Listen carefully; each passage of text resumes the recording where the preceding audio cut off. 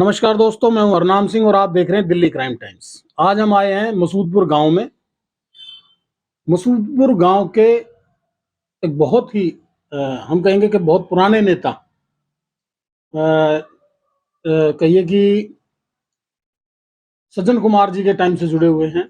जब सज्जन कुमार जी कभी member of parliament हुआ करते थे, उस समय से जो है कांग्रेस से जुड़े हुए नेता आजाद सिंह जी हैं। हम आजाद सिंह जी के पास आए हैं।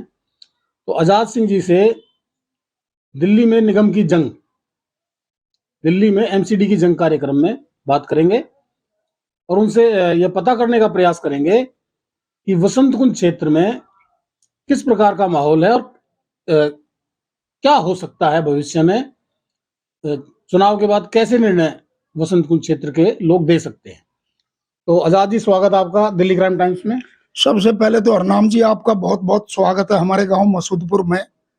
और सबसे खुशी की बात तो ये है हरनाम जी कि हमारे क्षेत्र में मेहरौली हो, मसूदपुर है, रजोकड़ी है, किशनगढ़ है, महिपालपुर है, और जी कटवाड़िया है, आपका गांव जियासराय है, मुनीर का है, ये आसपास के हमारे 10-12 गांव हैं।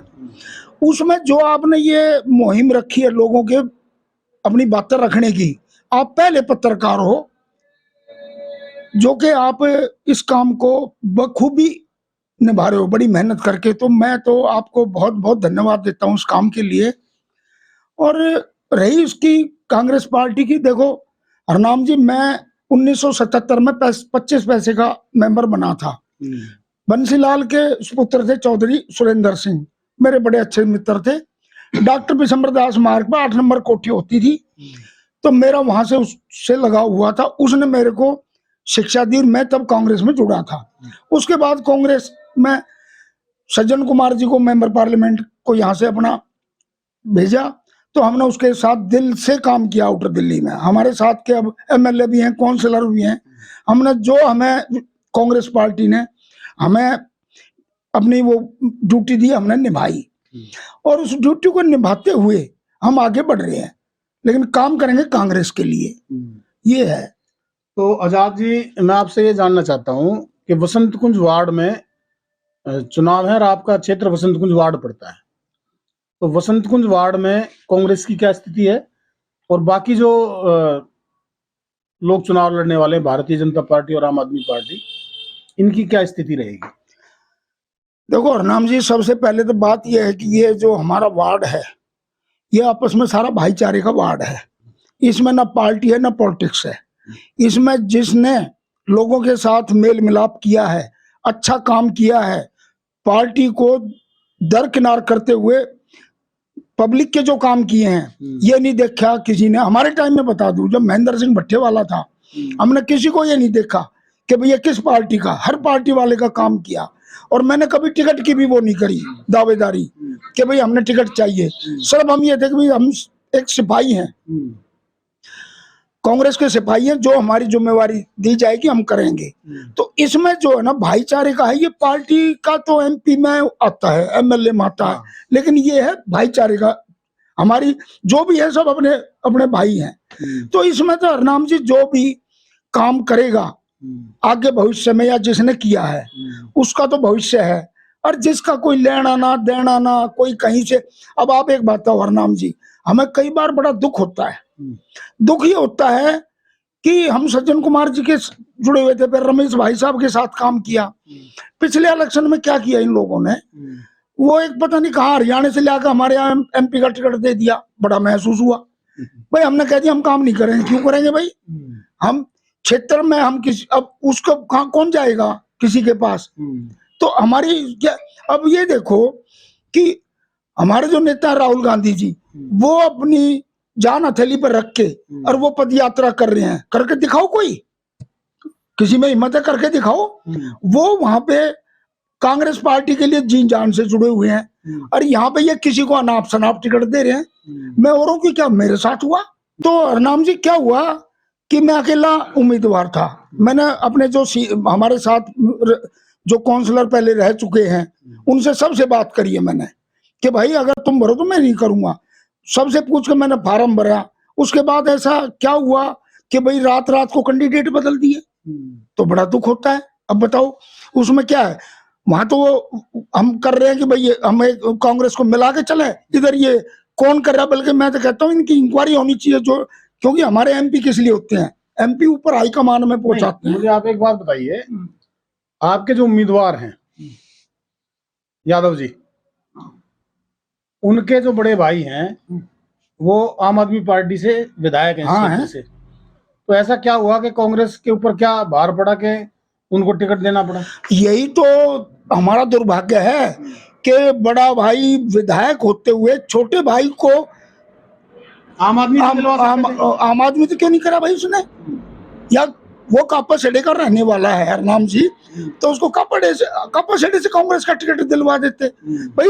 ये मतलब जो बसंत कुंज है, कोई तो कहीं से आ जाता है, कोई कहीं से आ जाता है, कोई एमएलए उधर से आ जाता है, कोई जमुना पार आ जाता है, कोई रोहतक। अब ये बताओ ना, ये मतलब लावारिस सीट है क्या? अच्छा, ये जो कार्रवाई हुई है पार्टी की तरफ से, उम्मीदवार गलत दिया गया है आपके अनुसार, तो क्या इससे क्षेत्र के मतदाता पर कोई प्रभाव पड़ेगा? पूरा प्रभाव पड़ेगा जी, 101% पड़ेगा।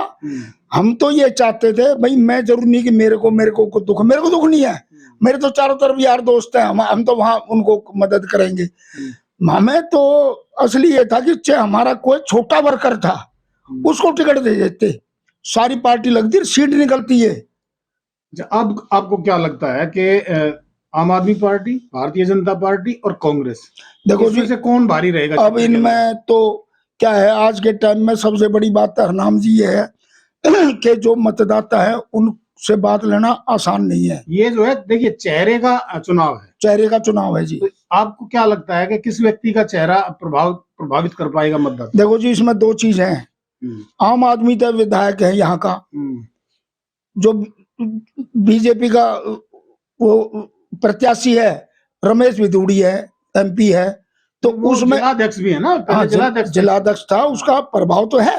ऐसा नहीं है, जिलाध्यक्ष अपने आदमी तो बनाता है, विधायक वो अपने बनाता है, हमारा कौन है भाई? बताओ। तो कांग्रेस कहीं ना कहीं कमजोर दिखाई दे रही है। मैं आपको कमजोर नहीं, इन्होंने बेड़ा गर्क कर दिया पार्टी का। तो टक्कर आप किसकी देखते हैं, बीजेपी और आम आदमी की इस क्षेत्र में? देखो जी, ये जो है, अब वो अपनी जोर लगाएगा, ये अपना जोर लगाएगा, हमारा कौन है जी? जिसने टिकट दिया है वो जोर लगाएगा। तो बात ये है कि बात वो नहीं है भाई, हमारा तो ये था कि इसमें अगर हम ये चाहते थे भाई, कोई हमारा कार्यकर्ता होता ना, चाहे जमीनी छोटा सा गली का होता है, उसके साथ देखना आप क्या करते, हम दोनों को हरा देते। अब बड़ा मतलब स्थिति ठीक नहीं है, क्योंकि हम एमएलए, हमारा एमएलए आया वो कांग्रेस छोड़कर आम आदमी में चला गया है, एमपी आया वो पता नहीं जो लड़ा था वो पता नहीं कहाँ चला गया। अब रमेश भाई साहब है हमारे, सज्जन कुमार के भाई, हम उससे जुड़े हुए, उसका साथ नहीं छोड़ेंगे चाहे कुछ हो जाओ, कांग्रेस छोड़ेंगे नहीं, कांग्रेस के लिए काम करेंगे। हमने तो ये तो हरनाम जी दुख इस बात का होता है, मैंने तो भोला पांडे जी के साथ, राहुल गांधी जी के साथ, मैं वहां पे संजय गांधी आता था सुरेंद्र के पास, बड़ी अच्छी, और मेरे पिताजी ने 6 महीने इंदिरा जी की गाड़ी चलाई है। और जर्मनी में जब शार्क सम्मेलन था 71 में, बांग्लादेश की लड़ाई में, मेरे पिताजी ने 11 दिन तक मैडम हमारी इंदिरा गांधी जी के साथ रहा वहां पे मीटिंग में। हम तो पुराने कांग्रेसी हैं, लेकिन दुख ये होता है कि ये जो है ना उल्ट पुल्ट करते नीचे वाले, तो ये बड़ा, अब देखो जी किसका क्या रहे, जो काम करेगा वो होगा हरनाम जी। लेकिन सबसे बड़ी बात मेरे को तो ये है कि कांग्रेस का, हमारी मीटिंग थी उसमें इंदिरा गांधी इंडोर स्टेडियम में, उसमें एक बात आई थी कि पार्टी कभी भी हमारे कांग्रेस के वर्कर की वजह से नहीं हारती, हारता उम्मीदवार अपने करतूतों की वजह से।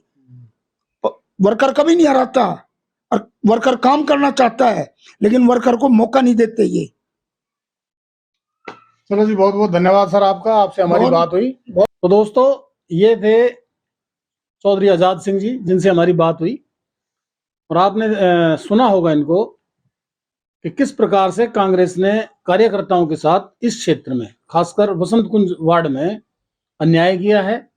जो कार्यकर्ता टिकट की दौड़ में थे, ये खुद भी टिकट की दौड़ में थे, उनके साथ यह घोर अन्याय कि एक आम आदमी पार्टी के एमएलए के भाई को यहां से चुनाव लड़ाने की जो नीति कांग्रेस ने दिखाई है, कहीं ना कहीं ये क्षेत्र में नुकसान करने वाली है।